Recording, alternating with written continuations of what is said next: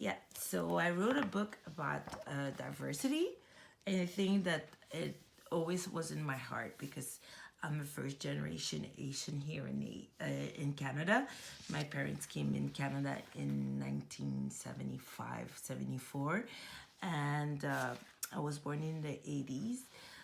I was we were three black in our school of 600, and that included my brother.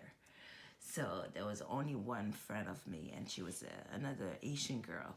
So I really went through a lot of difficulties because we were the only black in the street and even in the area. And I think that there's a beauty with diversity, and there's a big diversity in our province, but I don't feel like diversity is celebrated here in Quebec and even in Canada. And I feel that in the church we don't do the same, and that we even don't show the beauty of how kingdom should be as diverse that it would be. And it makes me sad when we say we go to a black church, African church, Asian church, Latino church. We're a body. We're not supposed to have the same name tag that we see in the world. We should just say we're going to church. So to see that diversity is not there always makes me sad, because I don't think that God made it a diverse, made separation, but made it whole. And that book was made at the same concept of, and was inspired by God, of showing diversity and the beauty of diversity to children.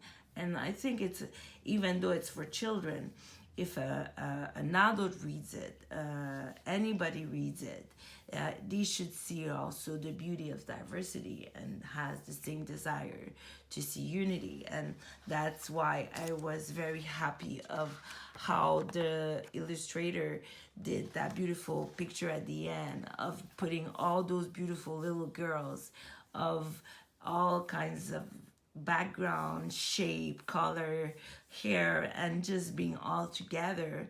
And you could see holding each other's hand and having a crown and just being beautiful and just being together and just close. And I think that's the vision of how kingdom should be and how church should be. And my prayer every day is that we stop of putting separation where there's not supposed to be, and to put name tags where there's not supposed to be, and just say that we're a body and we're one church, and there's no name tag, and there's no Latino church, black church, African church, and we have one vision, and it's one God, and it's only for the glory of the Lord and for Jesus. So that book is all about that. And I think that if we look at that picture, we should teach that to our children and for the next generation where we missed it. And we could bring that celebration of diversity so the new generation could do it. And we could just feel like kingdom is here until Jesus comes back. So that's my prayer.